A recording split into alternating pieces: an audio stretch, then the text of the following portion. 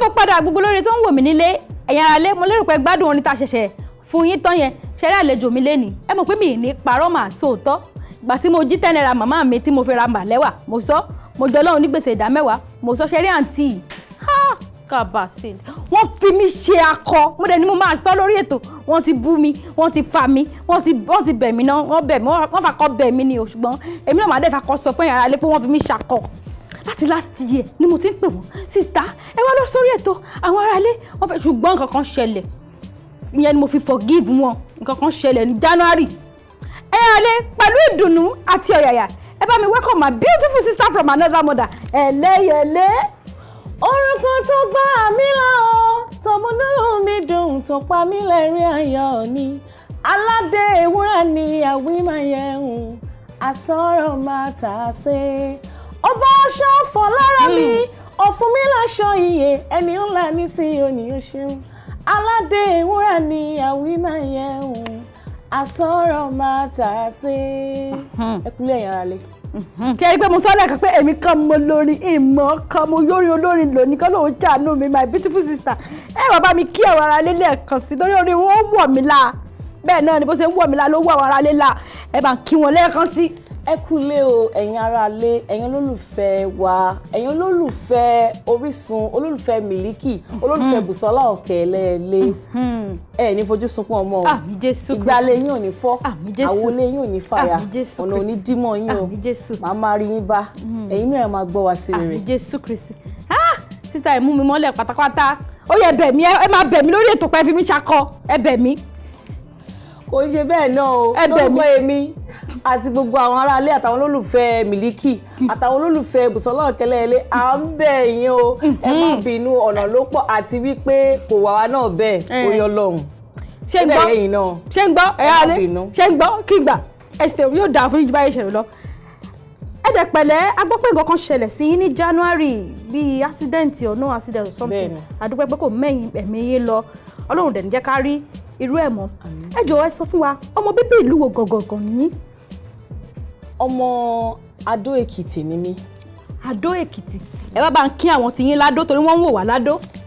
Yan ara Òkìtì ara olú Adó. Ó tán ná mi ẹ ìdó ara ẹ má kí wọn bẹ́ẹ̀ ẹ kí wọn tinú tọ̀yàyà tẹ̀ríntẹ̀rín ti dùnú ẹ kí wọn ni. Èmi ọmọ yín lè yí o Busola ọ̀kẹ́ kì í pèlè Eleyele o ẹ̀yàn arí bá ti ṣe o ẹ̀yàn rọ̀nà gbégbá o ẹ̀yàn amójúsunkú ọmọ o ìṣeun o.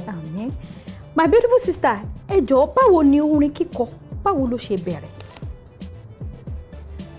Mo bẹ̀rẹ̀ orin kíkọ ní ilé ìjọsìn láti kékeré láti ọmọ ọdún 6 ni mo ti wà nínú ohun tí a máa ń pè ní junior choir akọrin bẹ́ẹ̀ ni èwe àmọ́ professionally ká pé ní ti ṣíṣe ní ti iṣẹ́ láti mú gẹ́gẹ́ bí iṣẹ́ professionally mo bẹ̀rẹ̀ ní 1998 ó jẹ́ ọdún 16 lọ́dún yìí. 16 years. Wọ́n ìbé mi gbà náà wọ́n ìbí mi o wọ́n ti ìbé mi o ẹ̀yin náà mọ̀ mo ṣẹ̀ṣẹ̀ pé oṣù yìí 15 oṣù tá a lò tán yìí mo ṣe ń ṣe bá dé mi lọ́wọ́ dì sí mo ṣẹ̀ pé 16 ni pàkàtí bẹ́ẹ̀ ni mo ṣẹ̀ṣẹ̀ pé 16.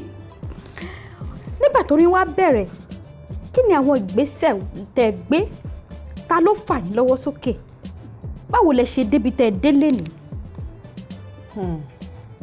Wọ́n ní odò tó bá gbàgbé orísun ẹ̀ ó máa ń gbẹ ni. Bẹ́ẹ̀ ni. Kò sí bí èèyàn ṣe máa pìtàn ìgbésí ayé tí èèyàn ò ní mọ ibi tí òun tí ó jẹ́ orísun tóun ti bẹ̀rẹ̀. Bó ti ṣe àwo méjì tẹ́lẹ̀ kí Ọlọ́run tó gbé mi pàdé ọ̀gbẹ́ni Gbénga Adéùsì tí gbogbo ayé mọ̀ sí Báyọ̀wá àwọn ni Ọlọ́run lò fún mi orí àwo kẹta tó jẹ́ Eleyele ni Ọlọ́run ti fà mí lọ́wọ́ sókè ní ìpasẹ̀ wọn.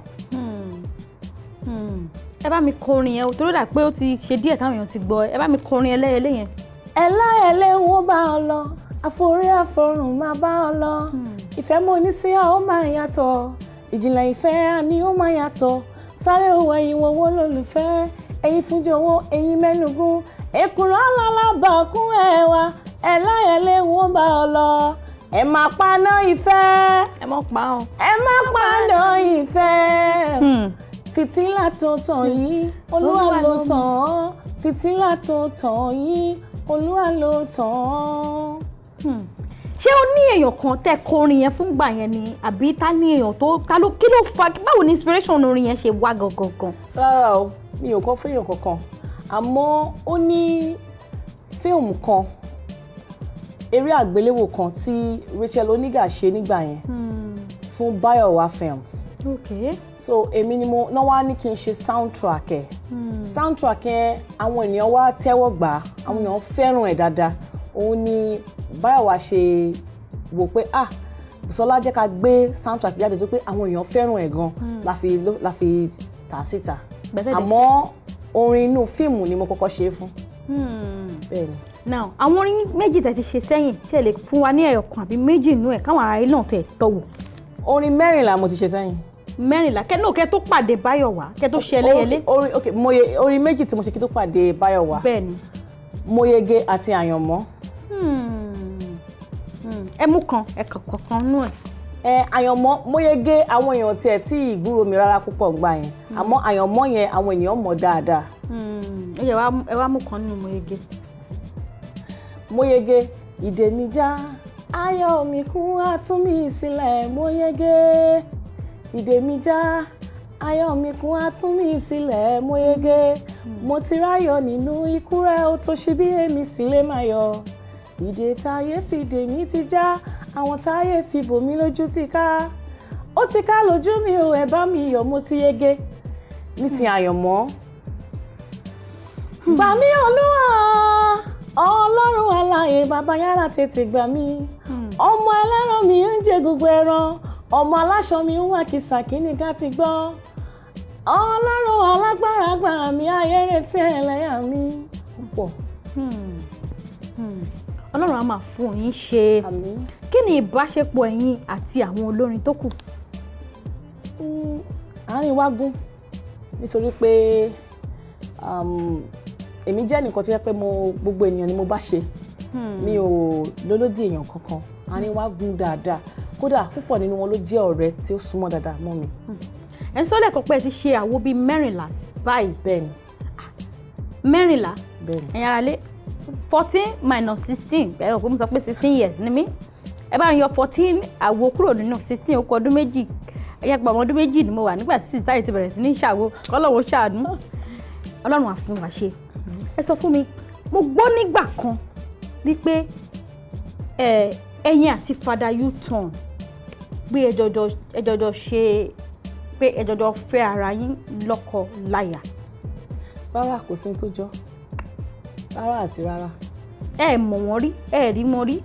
Rárá mi ò mọ̀ wọ́n rí àmọ́ mo rí wọn rí. Ọjọ́ tí mo dẹ̀ máa rí wọn àkọ̀yìn sí wọn ni mo rí.